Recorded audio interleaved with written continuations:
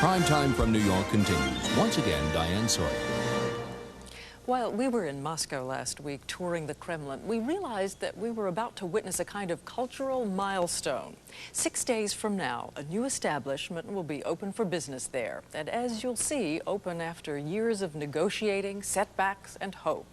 It's a cultural milestone because we suspect the Soviets are about to learn what Westerners have known for years, that political systems come, political systems go, but junk food is forever.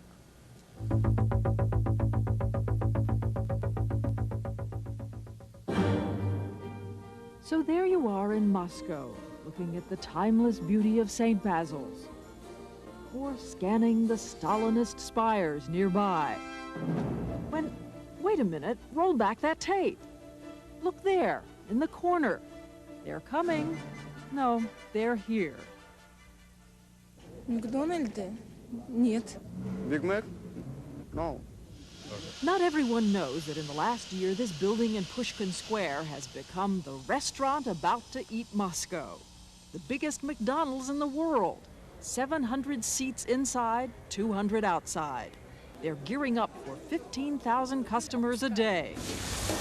You might think you were in Poughkeepsie or Des Moines until you walk up to the counter. You see, the Russian language has no H, so you have to order a Gamburger with your chocolate milk cocktail.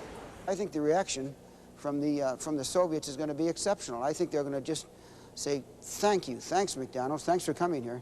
George Cohan is president of McDonald's of Canada.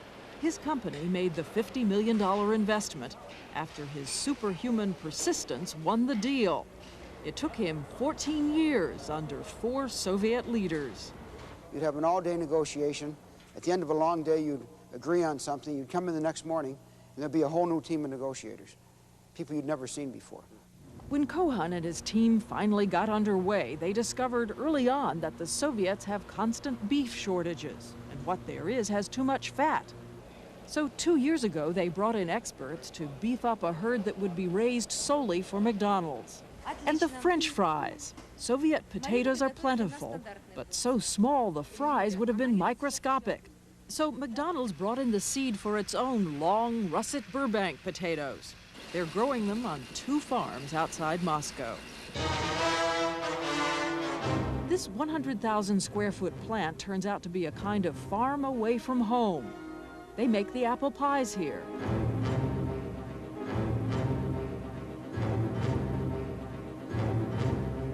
Soviet apples are so bad this year, they had to import these from Bulgaria. And don't expect any tomatoes in the Moscow McDonald's.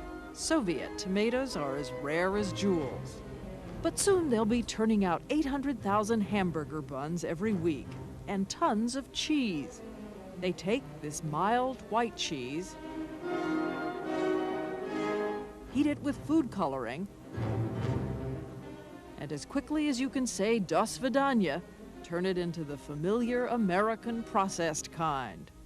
What do you think Lenin would have thought of McDonald's in Moscow?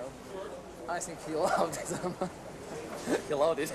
All right, the question all America has been waiting for. Can I try something? Can I try French fry? Yes. All right. I have to tell you the truth. They're better. It's one thing to recreate McDonald's food, another to introduce Western-style service. Yet this store is full of well-educated, multilingual, beautiful Soviet kids. Scrubbing floors, wiping machines, desperate to pass the test. Back in the States, a kid kind of takes a job at McDonald's for granted. Not so here.